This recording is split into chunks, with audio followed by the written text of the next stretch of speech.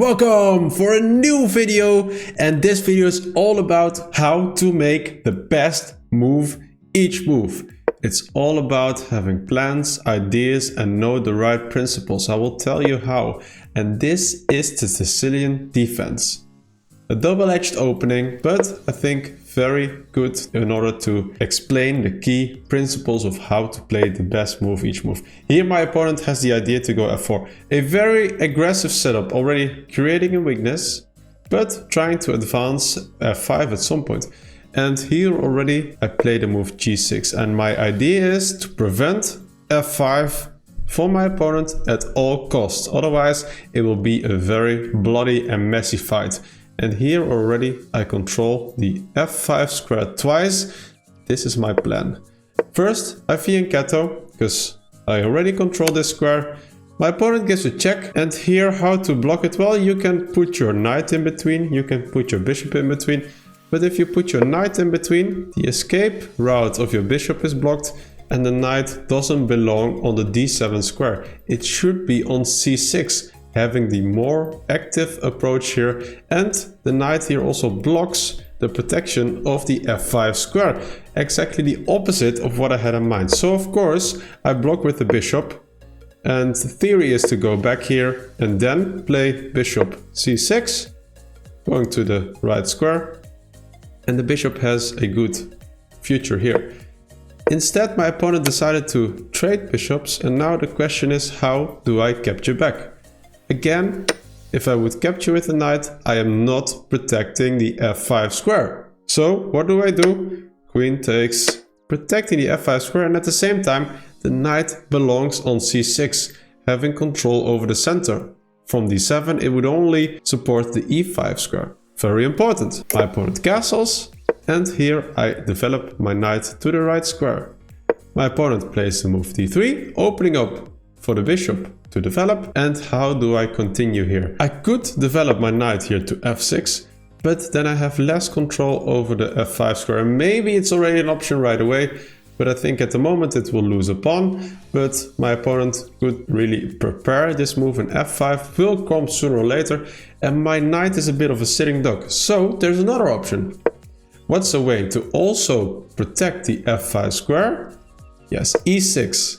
Not only protecting f5, but also preparing room for my knight to develop to e7. Also protecting the f5 square. Here, queen to e1, and I develop my knight to the square where it belongs. Look at this setup, right? So my knights are developed, my pawn structure is very healthy, my queen is already developed, I only need to castle my king, but I have a good position, like my opponent has, right? Also, good development, great pawn structure as well, only the bishop needs to be developed. My opponent plays a passive move, king to h1. There's more active moves, but it's a fine move, and here I play knight to d4, offering the trade of knights, and therefore also activating my bishop if my opponent were to take. My opponent doesn't, and I castle here, and I think I have a very good position at this point in time. My opponent takes, I take back, the queen goes to h4. And now look at this position. White perhaps wants to set up an attack, but it is very time consuming, and it also lacks pieces to really attack. But it really wants to push f5 sometime soon. And what's a great way to, one, prevent f5, and secondly also really break open this pawn structure of my opponent? Yes, do you see the amazing move I played in this position? f5, countering all plans my opponent has, making sure that my bishop can still retreat, and also asking my opponent questions. Great move, exactly in the spirit of the position. Remember, in these kind of positions, playing f5 yourself can be a very strong option. Okay, my opponent retreats the knight, and here the question is, do I allow my opponent to take my bishop? Of course not. My bishop is super strong here, it's way stronger than my opponent's pieces, so I just simply retreat it. And if my opponent were to take, if for example I play this move, look at my pawn structure. This is a worse pawn structure for me already. This pawn is harder to protect. This pawn cannot be protected by another pawn anytime soon. So keeping a healthy pawn structure is very important. Here the move c3, maybe setting up the advance of the d-pawn. So what should I do? Well, if you look at my position, these pieces already are doing something. My pawns are in a very good spot. What is not doing anything? The rook. Okay, so bring in the rook in the position. And at the same time, my queen wants to move, but it can't because the knight is under attack. So can I activate the rook and protect the knight? Yes. I protect the knight and look at these rooks on the beautiful f and e file. Always of good support in case the position opens up. And it will sometime soon. Here my opponent activates the bishop. A mistake, but it was not very straightforward what to do because the bishop was underdeveloped. So what is the best move in this position now? Well, we are in the middle game. My pieces are on great squares. Then you look for your opponent's weaknesses. What are the weaknesses of my opponent? Well, the knight, the bishop, they're already on this file, where my rook is as well. But there's a lot of pawns in front of it. What are other weaknesses? Well, these two pawns are also very weak. They're not protected. Can I attack them in one move? Do you see it? Yes, queen to b5, attacking both pawns, asking white questions. And my opponent retreats the queen, protecting the knight. In case if I take a pawn and I do that, my opponent brings in the rook, going for the x-ray attack on this pawn. Of course I need to move my queen, and what is the right move here? Well, I could go here, but then the pawn simply falls, and yeah, my opponent has a lot of activity, but still at the same time I'm better here, and this pawn might fall next. And I also have a lot of pressure in the center, but there's a better move for me, and that is to bring my queen to c2. Why? Well, look at these two pawns. They're not protected at the moment, and they cannot easily be protected as well. So here my opponent takes the pawn, and I take the e4 pawn. My opponent takes back, and I take with the queen. Right, my queen is in a better spot now, centralized, the center of the board. Look at this, almost like a shield, also attacking the rook with a tempo. So the rook has to move, it takes the pawn, and what do I do next? Well, another important middle game principle is to centralize your pieces. And can I centralize my pieces? One of them at this moment, yes, knight to d5, attacking the pawns and the bishop. So my opponent needs to react right away. Brings the bishop back to d2, defending both pawns and also making sure the bishop is not attacked anymore. But what's next for me? Well, look at these rooks, how active they are, how good they are. And especially this pin catches my eye on the queen. So can I make use of the pin? Yes, of course, e5. My opponent cannot take, because then the queen hangs. So it's important to constantly have a plan and look for weaknesses in your opponent's position. My opponent plays knight to g3. I move my queen away, still making sure I keep pressure on my opponent's position and also attacking the pawn on c3. So the queen cannot easily move because it needs to protect the bishop. The queen moves to offer the queen trade. I could take, but then my opponent will take back, and of course I will win this pawn and I'm winning for sure. But I thought there was an even better move, and that is the move e4. Protecting the queen, and if my opponent were to take, then I have a passed pawn on the third row already, which is great for me.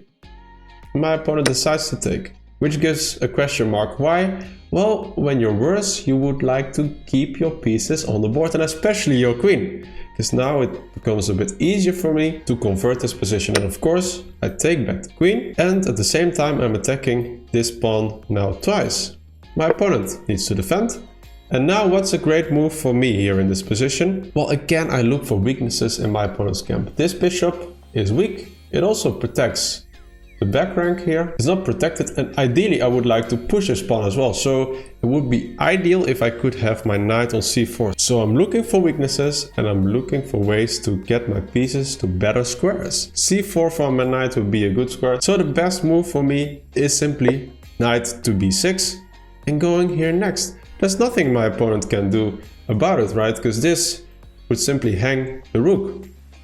So my opponent goes h4, trying to create some counterplay maybe, but I ignore it and basically play my knight to c4, attacking the bishop.